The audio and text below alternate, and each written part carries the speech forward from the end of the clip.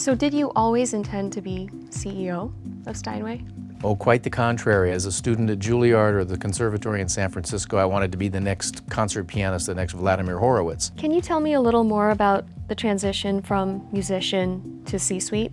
Certainly, it was not an easy one in the sense that I wasn't going to be this great performer that I wanted to be, and so I was basically selling pianos to our dealers in the Midwest of the Americas.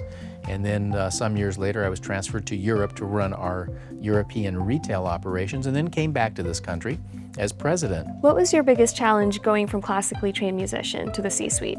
And it's always about people, it's always about collaboration, but it's also about numbers, being able to measure in a very precise way what your performance is at that given point in time. That is something music didn't train me for, is to read an income statement or a balance sheet. So it is part of the job that I had to learn, because that's, to me, was the antithesis of a musical score.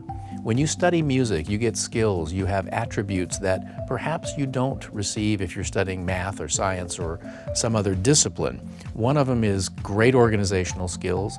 The other is being able to learn a language, listen to what you're learning, and collaboration. The corporation is all about collaboration. So if I look upon our company as a symphony orchestra, I know the various parts that have to be implemented and practiced, and I know how they have to blend together. And that's not at all unlike what a corporation has to be successful. Who is your favorite composer?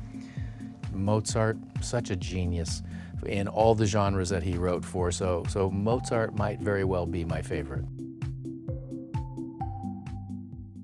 Do you have a favorite song that you like to play? It's a Mozart Sonata in B-flat major. Would you like to play that for us? I would be delighted to play it.